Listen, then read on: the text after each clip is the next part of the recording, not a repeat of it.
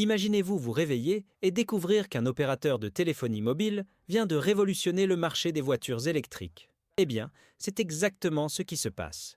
Huawei, l'entreprise que vous connaissez pour ses smartphones et ses conflits avec les gouvernements occidentaux, a décidé de s'implanter dans l'industrie automobile et pas n'importe quoi. Ils ont annoncé une batterie à semi-conducteurs offrant une autonomie théorique de pas moins de 3000 km. Oui, vous avez bien lu. C'est comme faire la navette entre São Paulo et Recife avec une seule charge. Et le plus fou dans tout ça, ils ne fabriquent même pas de voiture.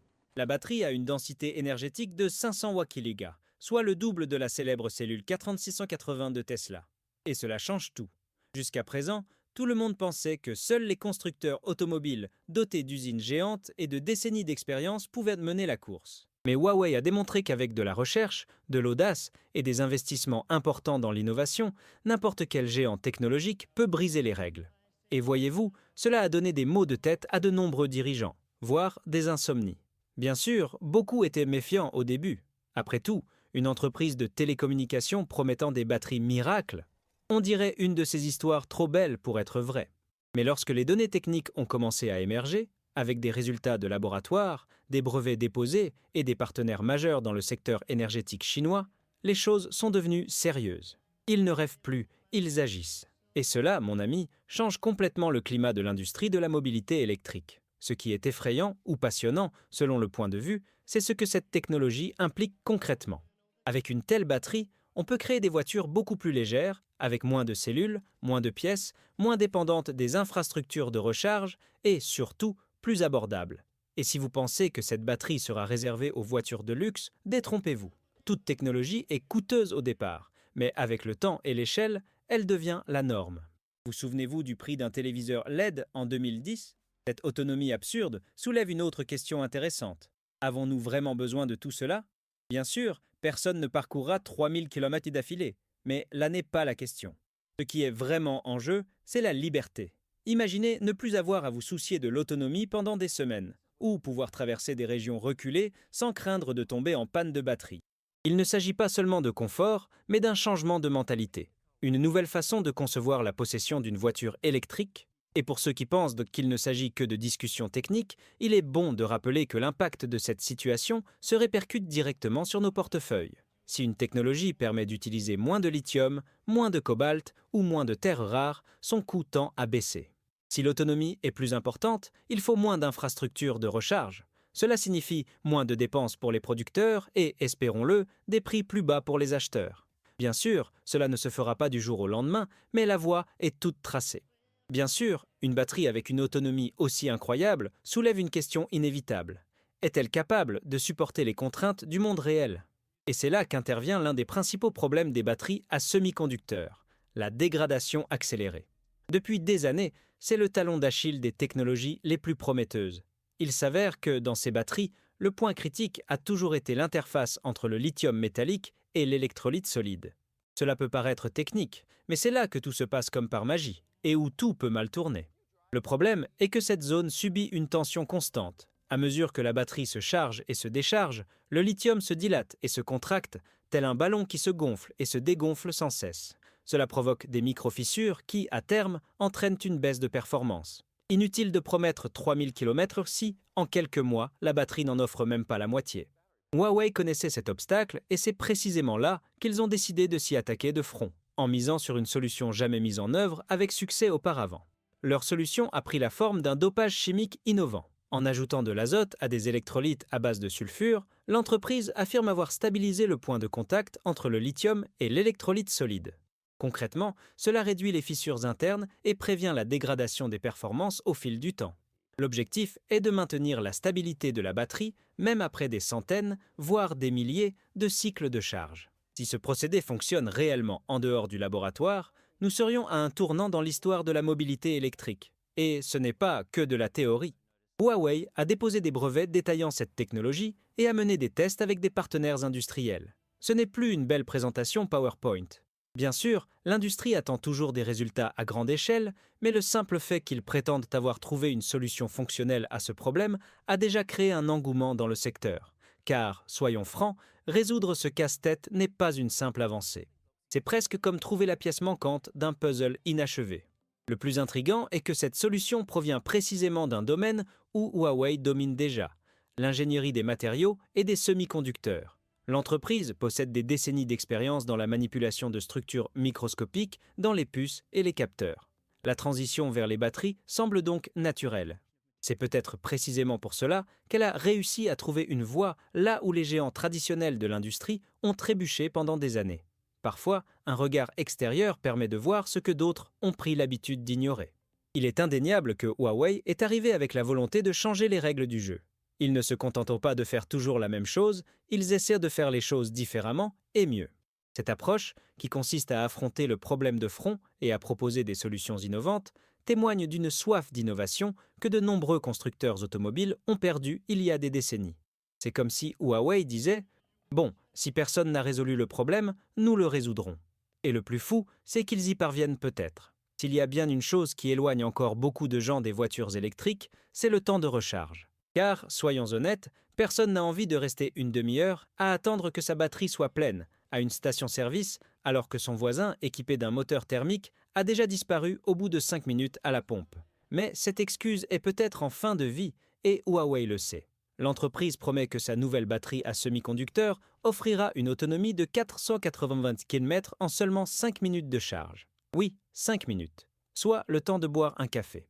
C'est un chiffre qui, à première vue, paraît absurde. Après tout, il ne s'agit pas d'une simple recharge de téléphone portable, mais de quelque chose qui propulsera une machine de plus d'une tonne sur des centaines de kilomètres. Pourtant, d'autres entreprises comme BYD, Xpeng et Zeekr testent déjà des technologies avec des résultats similaires. Cela montre que cette révolution ne se limite plus aux articles scientifiques. Elle est déjà en train de prendre forme. La course est désormais lancée pour voir qui sera le premier à la mettre en circulation. Beaucoup associent encore les batteries à semi-conducteurs à une charge lente, mais cela évolue. Leur structure solide élimine le risque de surchauffe, permettant d'utiliser des tensions plus élevées en toute sécurité. C'est comme si Huawei avait remplacé la paille par une lance à incendie, accélérant le processus sans provoquer de fuite ni d'explosion. Cela ouvre la voie à une charge ultra rapide sans recourir à des systèmes de refroidissement complexes et coûteux. Mais, bien sûr, cette merveille a un prix élevé. Selon les estimations, le prix au kilowattheure d'une telle batterie pourrait atteindre 1 200 $, soit environ 20 fois plus que celui des batteries LFP les plus courantes des voitures abordables. Cela signifie que, dans un premier temps, cette technologie sera présente dans les modèles de luxe, les supercars ou les SUV haut de gamme. Mais quiconque se souvient du prix des téléviseurs plasma ou des premiers téléphones à écran tactile sait que tout évolue avec le temps et la production de masse. Ce qui est intéressant, c'est de voir comment cela change le rapport aux voitures électriques. Aujourd'hui, beaucoup doivent encore anticiper. Y aura-t-il une borne de recharge en chemin? Ou, et si j'oublie de recharger pendant la nuit? Avec une batterie qui se recharge presque aussi vite qu'un plein d'essence, tout cela devient problématique. On pourrait littéralement s'arrêter 5 minutes, puis repartir avec une autonomie suffisante pour traverser un État entier. Cela élimine toute anxiété. Un autre facteur est l'expansion des réseaux de recharge. Les bornes de recharge ultra rapides se multiplient en Europe, aux États-Unis, en Chine et même en Australie. Autrement dit, le terrain est déjà en préparation. Huawei semble miser sur un avenir où recharger sa voiture sera aussi naturel que de passer par un drive. Cela non seulement modifie le comportement des conducteurs, mais oblige également les gouvernements et les entreprises énergétiques à accélérer le développement des infrastructures. Avec une batterie délivrant une telle quantité d'énergie par charge et se rechargeant en un clin d'œil, une nouvelle possibilité émerge, bien au-delà de l'autonomie ou de la vitesse de charge. La conception même des voitures pourrait être radicalement transformée. Et peu de gens le réalisent au premier abord. En lançant une batterie d'une densité de 500 kWh et offrant une autonomie allant jusqu'à 3000 km, Huawei n'a pas seulement augmenté les chiffres, mais a ouvert la voie à une refonte complète de la conception des véhicules électriques. Imaginez une voiture qui n'aurait plus besoin d'embarquer des centaines de kilos de batterie pour garantir une autonomie de base. Avec une densité aussi élevée, il serait possible de faire beaucoup plus avec beaucoup moins. Cela signifie des voitures plus légères, avec moins de composants, moins de besoin de refroidissement et, bien sûr, une plus grande efficacité. C'est comme si le moteur n'était plus le cœur de la voiture, mais que la batterie devenait son cerveau, un composant intelligent qui détermine toute l'architecture qui l'entoure. Il s'agit d'un changement conceptuel et pas seulement technologique. Avec un poids réduit et un encombrement réduit des batteries, il est possible d'expérimenter des formats jusqu'alors impensables. Une citadine ultra légère avec 1000 km d'autonomie, un SUV compact avec un coffre 2 fois plus grand, une voiture de sport à transmission intégrale et 2 moteurs sans sacrifier l'agilité, tout cela est désormais techniquement possible, et surtout sans compromis sur les performances. La marge de manœuvre des ingénieurs automobiles n'a jamais été aussi généreuse. Et si vous pensez que cela ne profitera qu'aux voitures haut de gamme, détrompez-vous. Plus un véhicule est simple et modulaire, moins il est cher. Et cela implique un accès plus facile. Une voiture électrique avec 2 fois moins de batterie qu'une Tesla actuelle, mais avec une plus grande autonomie, pourrait coûter beaucoup moins cher à long terme. Huawei ne se contente pas d'optimiser l'énergie. Il redéfinit les bases de la rentabilité dans l'industrie automobile. C'est comme s'il offrait un nouveau critère permettant à chacun de mesurer ses conceptions. Un autre changement curieux que cette nouvelle ère pourrait apporter est la durée de vie des voitures. Avec des batteries qui se dégradent moins et offrent plus de cycles de charge, les véhicules peuvent durer beaucoup plus longtemps. Cela influence tout, le marché de l'occasion, la logistique des constructeurs, le financement et même les assurances. L'impact se propage comme une traînée de poudre. Et lorsque cela deviendra réalité, les gens comprendront que les voitures électriques ne sont pas seulement une alternative aux voitures thermiques. Elles représentent une véritable avancée évolutive. Et ce n'est pas tout. Une voiture dotée d'une batterie plus performante consomme également moins de ressources naturelles. Elle utilise moins de lithium, de cobalt et de terres rares. Autrement dit, c'est une solution plus durable. Alors que l'on critiquait autrefois les voitures électriques comme un simple transfert de la pollution issue de la combustion vers l'exploitation minière intensive, cet équilibre est en train de changer. Grâce à des batteries plus petites et à une meilleure efficacité, l'impact environnemental tend à diminuer, ce qui réjouit les consommateurs et les gouvernements. Bien sûr, avec tout ce tapage, Tesla ne pouvait rester indifférente. Après tout, il s'agit de l'une des entreprises les plus innovantes et agiles de la planète, qui a prouvé à maintes reprises qu'elle savait redresser la barre sous la pression. Et maintenant, elle est sous pression. Car même si Huawei n'a pas encore commercialisé de voitures équipées de cette batterie, la menace plane déjà. Et personne ne veut être le prochain Nokia de l'industrie automobile. Elon Musk, même silencieux, a certainement compris que le paysage avait changé. Tesla dispose d'un atout majeur, Giga Shanghai. L'usine chinoise compte parmi les plus productives au monde, avec plus de 1,3 million de véhicules livrés par an. Et devinez qui est à l'épicentre de cette révolution des batteries? Exactement, la Chine. Grâce à sa proximité et à son accès aux fournisseurs et technologies locaux, Tesla occupe donc une position stratégique pour adopter, voire développer, des batteries solides similaires à celles de Huawei, bien plus rapidement que ses concurrents occidentaux.